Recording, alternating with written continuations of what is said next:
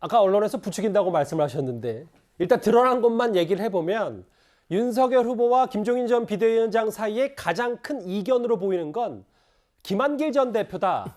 이게 좀 대체적인 시각입니다. 화면부터 만나보겠습니다. 사실은 김한길 대표께서 원래 별명이 정당 파쇄기, 당에 아마 바뀐 게 한 8번쯤 될 겁니다. 그런 과정에서 이제 후배들이 볼 때도 굉장히 이미지가 안 좋잖아요. 가시더라도 우리 당에 미치는 영향이나 이런 건 별로 없을 거라고 저는 생각이 돼요. 야박하게 들리겠지만 지금 거론되는 분들의 면면을 보면 대체적으로 선거에서 패배했던 패장들이거나 정치적 배신을 하셨던 분들인 것 같아요. 김한길 대표님 같은 경우에는 민주당의 당적을 2번이나 옮기셨죠. 그런 분들이 과연 도움이 될지 저는 모르겠고요. 상징적인 인물들이잖아요. 그런 분들이 현재 우리 당의 당세뿐만 아니라 우리 당과 치열하게 다투었던 김한길 전 대표께서 우리 윤석열 후보를 돕는 그런 대열에 참여한다면 그것만으로도 저는 의미가 크다고 생각을 합니다. 김한길 전 대표의 합류 여부를 두고 윤석열, 김종인 두 사람 기싸움하는 거 아니냐. 어제부터 얘기가 많이 나왔었는데 근데 이도원 의원님. 네네. 근데 오히려 오늘 목소리가 커진 건 여당이었어요. 당만 8번 바뀌었다. 정당 파쇄기다. 가더라도 영향이 없을 것이다. 정치적 배신을 했던 분이다. 상당히 평가절하를 했거든요. 여권에서는. 여당의 입장에서 보면은 오히려 김종인 위원장보다 김한길 전 대표의 영향력이 더 크다고 할 수도 있습니다. 아하. 김한길 전 대표는 그 김대중 대통령 당시에 정말 핵심 인사였고 인사를 추천할 정도의 그 권한이 있었던 분입니다. 노무현 전 대통령 당시에는 이제 원내대표도 했죠. 그래서 민주당에서 굉장히 잘 압니다. 뭐가 장점이고 뭐가 단점이고. 그리고 윤석열 후보가 김한길 대표에게 맡기려는 역할이 굉장히 의미심장해요. 사실은 뭐냐면은 향후에 어떤 그 전국 운영에 관련한 거를 고도의 그 정치적인 그 작업을 그 국민통합위원회 뭐 이름이 바뀔 수 있지만 거기서 할 수도 있습니다. 야권 통합 문제라든지 정권의 지지 기반 문제라든지 뭐 또 더 나아가서는 국정과제라든지 그렇기 때문에 한편으로 이제 김종인 그 위원장 입장에서 보면은 아니 선대위가 제일 중요한 역할을 해야 되는데 선대위는 보니까 그냥 선거 관리하고 데일리 아퍼레이션하고 진짜 중요한 전략적 문제는 김한길 대표가 하는 거 아니야? 그런 생각을 할 수도 있어요. 데일리 오퍼레이션인 건 일과 그렇습니다. 일상적인 그 선거 관리요. 그렇기 때문에 뭐 본인이 그러면 진짜 중심적인 역할을 하지는 않는 건가 이런 생각을 했기 때문에 불쾌감을 표현할 수 있는데 김종인 대표는 저 위원장은 이전에도 그러셨어요. 뭐 마음에 안 들면은 굉장히 불만을 표시하다가 또 금방 바꾸도 합니다. 박근혜 전 대통령 당시에도 비대위원 하다가 여러 뜻이 안 맞았지만 또 국민행복위원회에 맡았고 2016년 총선 때도 문재인 그 당대표가 여러 번 찾아갔을 때도 뭐 맞느냐 안 맞느냐 했지만 결국은 그 총선에 참여한 적이 있습니다. 그래서 이번 주말을 계기로 해서 잘 풀릴 걸로 봅니다. 예. 근데 이제 여당에서도 원색적인 김한길 전 대표에 대해 비판을 하고 있는데 근데 이준석 대표도요. 단순히 반문 집합소가 되면 2020년 총선에서 여당에게 완패했던 그 상황이 벌어질 수 있다. 물론 뭐 김지현 최고위원은 다른 얘기를 좀 하고 있습니다만 단순히 반문 집합소만 되면 안 된다. 이준석 대표는 김한길 전 대표에 대해서 뭐 그리 호의적인 것 같지는 않거든요.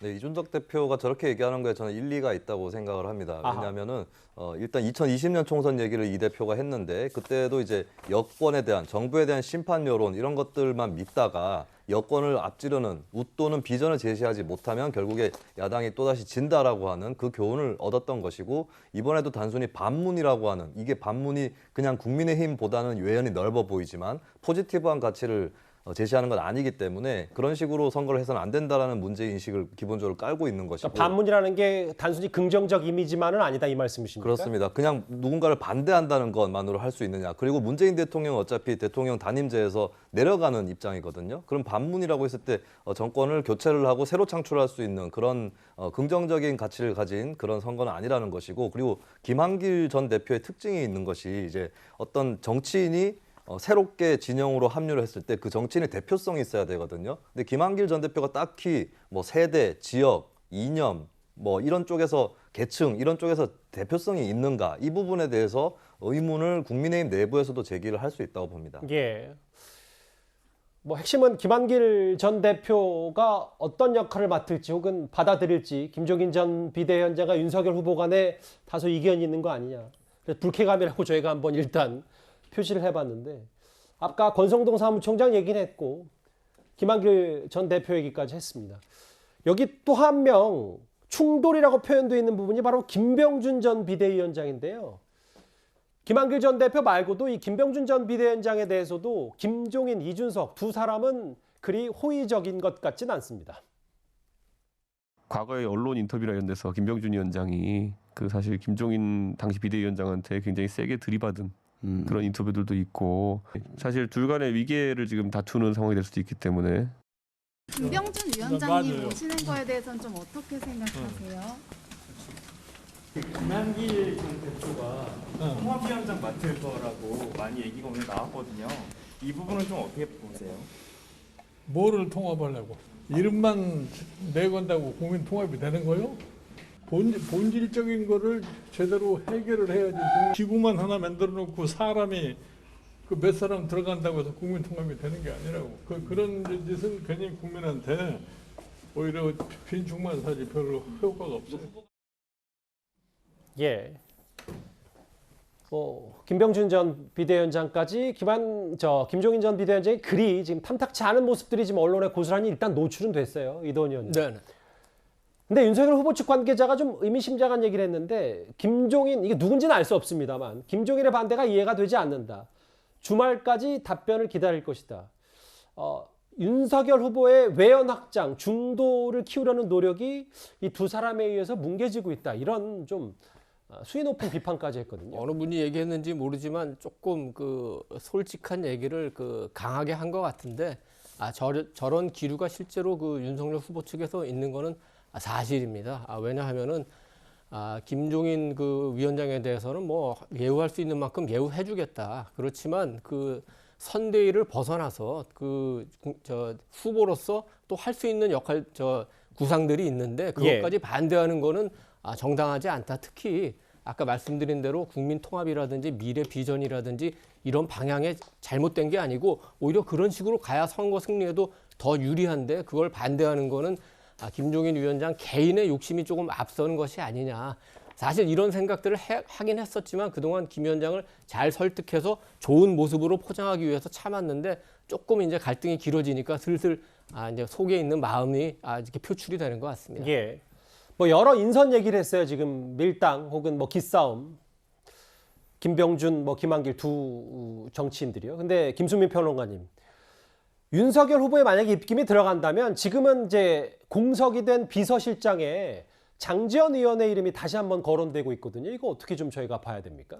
일단 윤석열 후보의 마음은 알 것 같아요. 그러니까 장제원 의원에 대한 신임이 각별한 것으로 그렇게 알고 있고 이제 이거는 정치권 바깥에서는 잘 알 수 없는 거지만 뭐 실무적인 부분이라든지 이런 쪽에서 총애를 했던 것 하고 있는 것은 사실인 것 같습니다. 근데 저는 내다보기에 만약에 장제원 의원이 비서실장 쪽으로 복귀를 하게 된다고 했을 때는 부정적인 영향을 끼칠 거다라고 생각을 하거든요. 일단 첫 번째는 뭐 많은 분들이 아시고 계시겠지만 장제원 의원 가족 문제.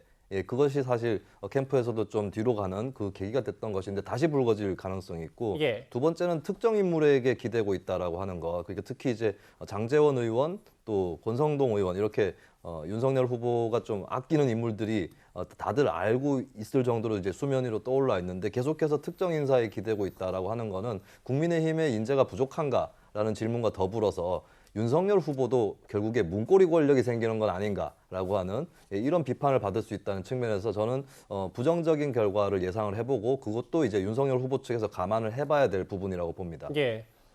장제원 의원이 다시 윤석열 캠프에 이어 선대위도 합류할지 저희도 한번 잘 지켜봐야 될 것 같은데요.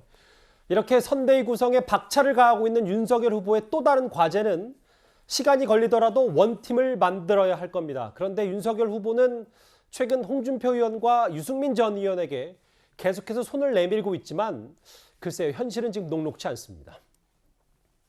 다른 후보들은 만날 계획 없으세요?